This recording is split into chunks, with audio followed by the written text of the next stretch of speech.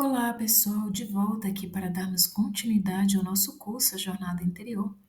Ainda falando sobre arquétipos e representações arquetípicas, na verdade, essa é a quinta parte e última falando sobre o tema arquétipos, pelo menos nesse curso. Na aula anterior, nós paramos exatamente aqui onde a gente ia falar sobre as representações arquetípicas do arquétipo materno. Em que pese eu ter colocado essa figura aqui, né, de uma sombra de uma mãe segurando um bebê, a mãe física, a mãe pessoal, a mãe biológica, ela é apenas uma das representações arquetípicas do arquétipo materno. Não é a única representação, é o que a gente vai ver. Bom, pessoal, só recapitulando o que foi dito na aula anterior, a gente fez uma representação didaticamente, né, de como que o arquétipo ele fosse mais ou menos esse círculo aqui. As representações arquetípicas, elas estariam em volta, né, nesse círculo, mas o núcleo desse círculo, ele é irrepresentável, ele não pode tornar-se consciente e por isso ele é inesgotável. Conforme cada geração vai nascendo, novas representações arquetípicas vão surgindo. E essas representações arquetípicas é o próprio arquétipo quando ele entra em contato com a psique humana. Só que a origem que deu essas representações, o arquétipo em si, ele não é psíquico, né? Ele é extrapsíquico, ele é, como Jung diz, psicoide ou transcendente. Então, na aula seguinte, eu trouxe esse trecho onde Jung fala o seguinte: um conteúdo arquetípico sempre se expressa, em primeiro lugar, metaforicamente. Se falarmos do sol e com ele identificar o leão, o rei, o tesouro de ouro guardado pelo dragão ou a força vital de saúde do homem, não se trata nem de um nem de outro, mas de um terceiro desconhecido. Esse terceiro desconhecido é como se fosse o núcleo do arquétipo, é o arquétipo em si, né? Que não pode ser conhecido. O que é conhecido são as suas representações arquetípicas. Então ele fala, né, não se trata nem de um nem de outro, mas de um terceiro desconhecido que se expressa mais ou menos adequadamente através dessas metáforas. Então, a gente vai ver agora que o arquétipo materno em si, o núcleo desse arquétipo, ele é irreconhecível, ele é irrepresentável. O que é representável na psique, na vida do indivíduo, de qualquer indivíduo, são as representações arquetípicas, que são várias. É o que a gente vai ver agora.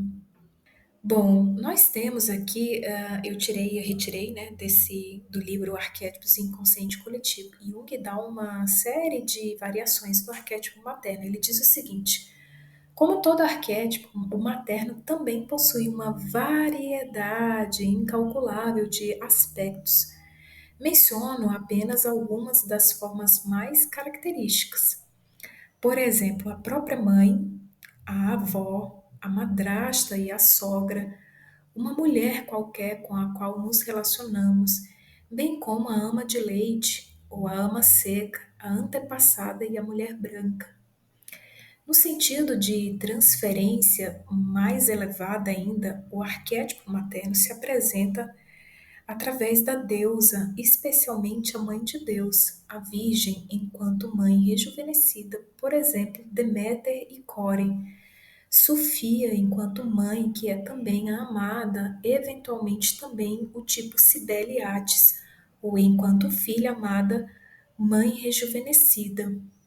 Bom, outra variação do arquétipo materno é a igreja. Por exemplo, quando alguém sonha com a igreja, significa que essa pessoa ela já está abrangendo uma parte do arquétipo materno que tem uma abrangência um pouco mais coletiva, ou seja, já não é a mãe pessoal, física, biológica que aparece no sonho, mas sim a igreja, ou seja, há uma, digamos assim, há um estado de consciência um pouco mais abrangente do que a própria vida pessoal.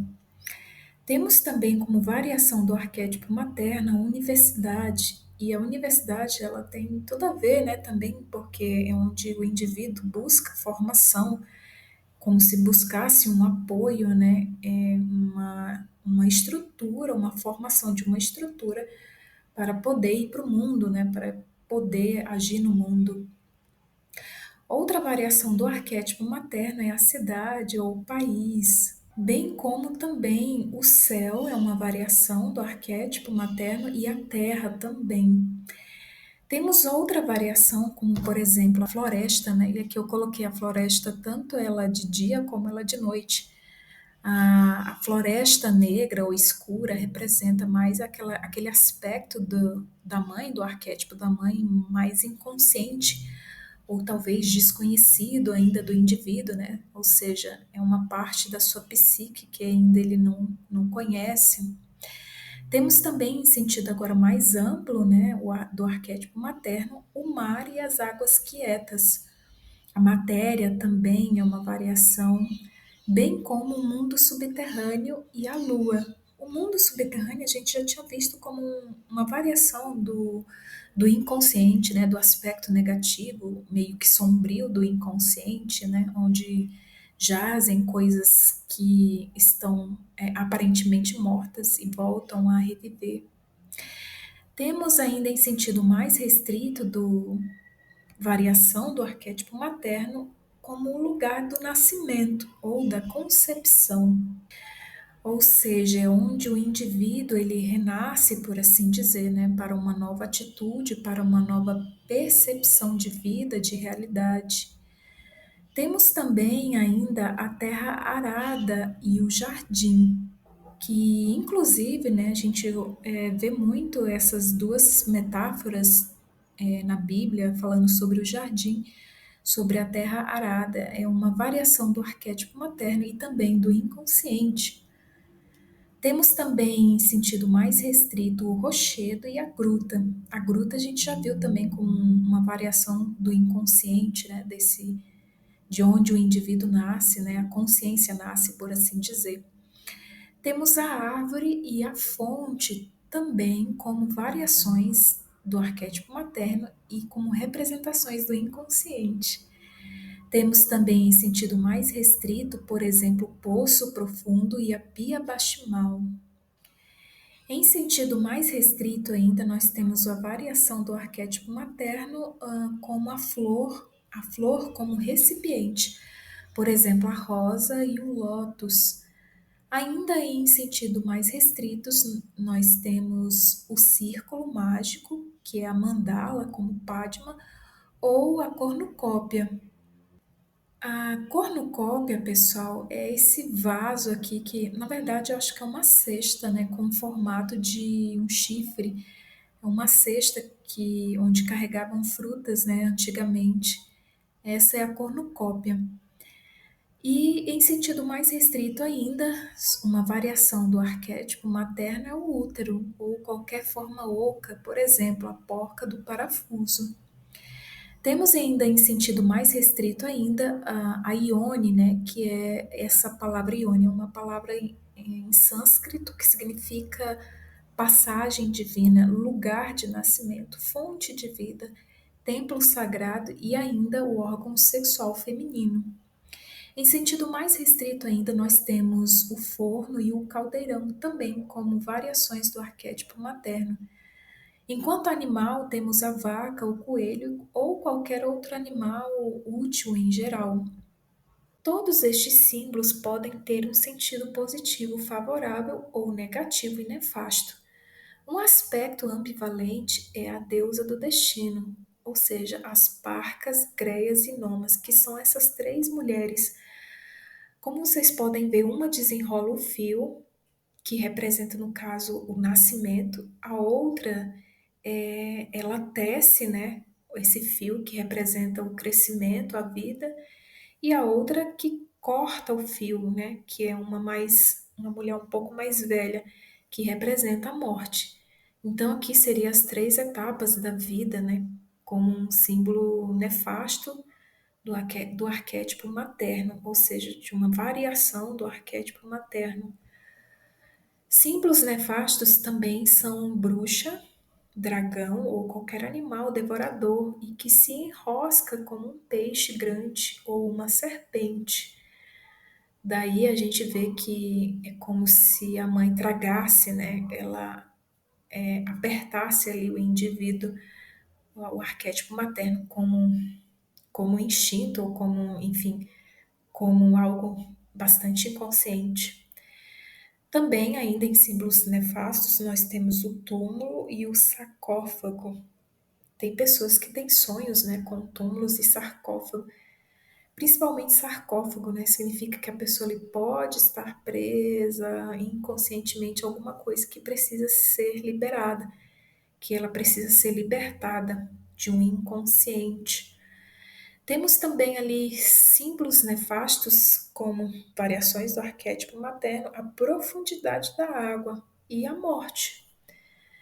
Temos também, ainda como símbolos nefastos, o pesadelo e o pavor infantil, tipo Empusa, Lilith, etc. Esta enumeração não pretende ser completa, ela apenas indica os traços essenciais do arquétipo materno. Seus atributos são o maternal, simplesmente a mágica autoridade do feminino, a sabedoria e a elevação espiritual além da razão, o bondoso, o que cuida, o que sustenta, o que proporciona as condições de crescimento, fertilidade e alimento, o lugar da transformação mágica do renascimento, o instinto, e aqui ó, interessante, o instinto, e o impulso favoráveis. O secreto, o oculto, o obscuro, o abissal, o mundo dos mortos, o devorador sedutor e venenoso, o apavorante e fatal, também são, né? Estes atributos do arquétipo materno já foram, por mim, descritos minuciosamente e documentados em meu livro Símbolos da Transformação. Nesse livro, nesse livro, formulei as qualidades opostas desses atributos que correspondem à mãe amorosa e à mãe terrível. E aqui, só lembrando, né, que a gente iniciou o vídeo falando que os arquétipos, eles são ambivalentes, eles podem se apresentar de forma positiva ou negativa. O paralelo histórico que nos é mais familiar é com certeza Maria, que na alegoria medieval é simultaneamente a cruz de Cristo. Na Índia seria Kali contraditória.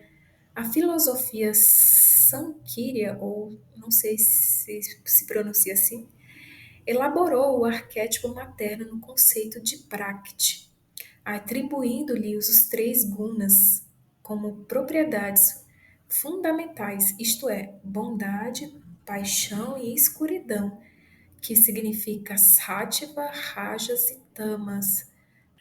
Trata-se de três aspectos essenciais da mãe, isto é, sua bondade nutritiva e dispensadora de cuidados, sua emocionalidade orgiástica e a sua obscuridade subterrânea. É interessante porque aqui a gente consegue ver outras tradições. Por exemplo, na Cabala, essa bondade nutritiva e dispensadora de cuidados seria Binah. A emocionalidade orgiástica seria Netzach e a obscuridade subterrânea seria Yesod. Ou seja, os três aspectos do feminino desdobrados no cosmo e desdobrados também no próprio ser humano, no próprio indivíduo. O traço especial na lenda filosófica que mostra Prakti dançando diante de Purusha a fim de lembrá-lo do conhecimento discriminatório não pertence diretamente à mãe, mas ao arquétipo da ânima.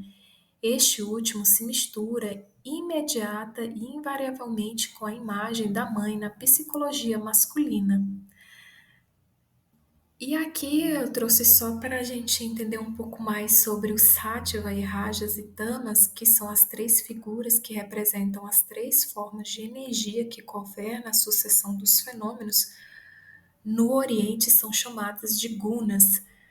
Há um tempo atrás eu li um livro que falava sobre essas três fenômenos de sucessão da energia, que é uma energia feminina, né?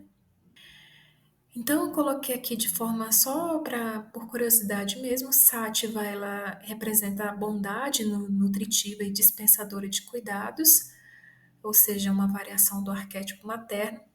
Rajas, sua emocionalidade orgiástica, e Tamas, a sua obscuridade subterrânea. Como eu falei, pode ser apresentado, pode ser conjugado isso, né, com alguns elementos da Cabala. E aí, no livro que eu li, se eu não me engano, foi Formação em Tarot Terapêutico, dizia o seguinte, que Tamas representa a escuridão, a ignorância e a inércia e a morte. Quando Tamas governa o mundo, são as épocas negras da humanidade, guerras, pestes, desastres naturais, involução, fanatismo, dor e morte por todas as partes.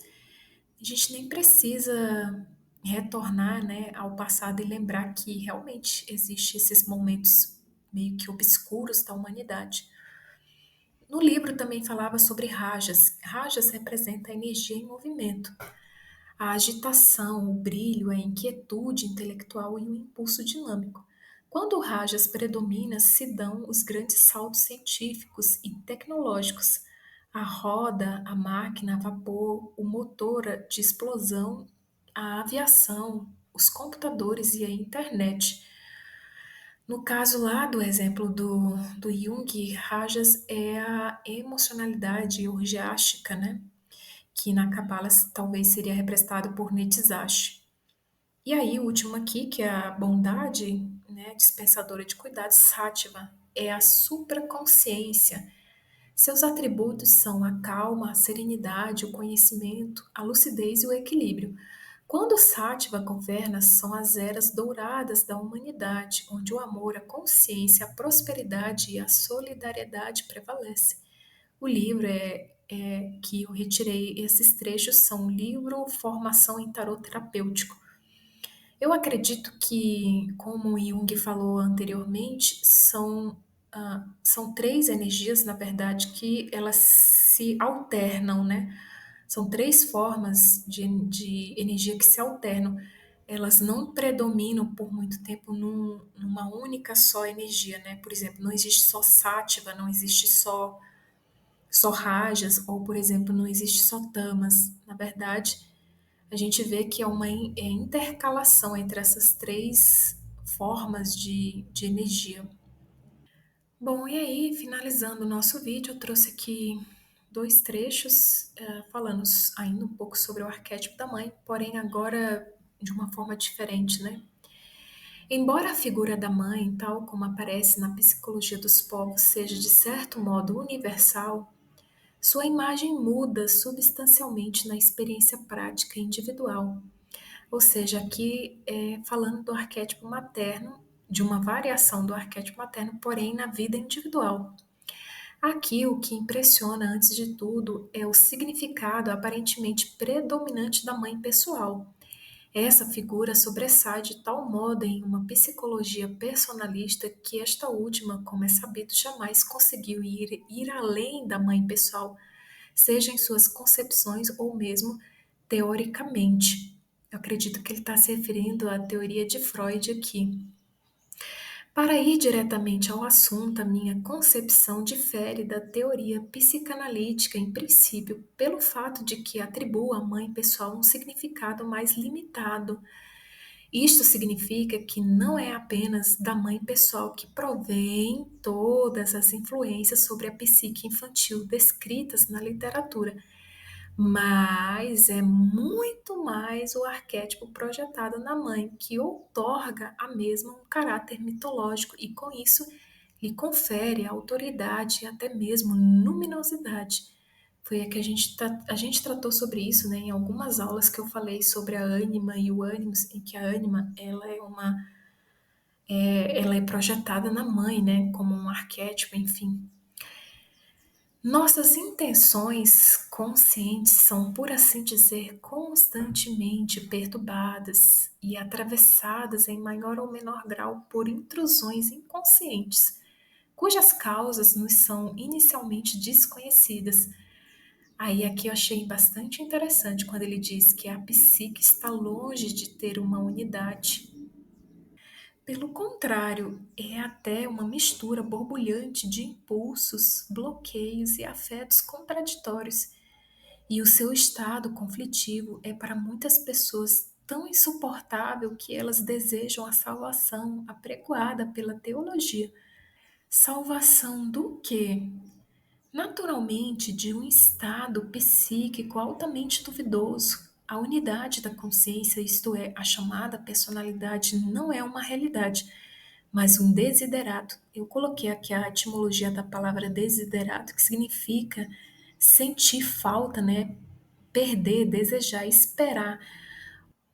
Ou seja, nós temos esse desejo, essa ansiedade, esse anseio de que nossa personalidade, nossa consciência, ela seja uma unidade, ou seja, que ela seja unívoca, né? Mas a questão é que nós vivemos algo totalmente contrário. Na verdade, nós sentimos um conflito tão grande dentro de nós, é como se nosso eu fosse dividido em várias partes e essas partes elas estivessem em conflito, brigando entre si. E talvez isso seja a questão do problema dos contrários, né? Ou seja, da gente compreender a nossa personalidade como um todo, não só a nossa parte consciente, que nós já estamos até acostumados com ela, mas entender essa parte inconsciente da alma, que é o inconsciente de forma ampla, que abarca o inconsciente coletivo, cuja alma, cuja essa parte da alma é uma só para todo mundo, né? É um só, é o fio, é o sutratma. Bom, pessoal, enfim, terminamos. Aqui estão os livros que fizeram parte da nossa aula. Então, agora a gente se vê nos próximos vídeos. Até breve. Tchau, tchau.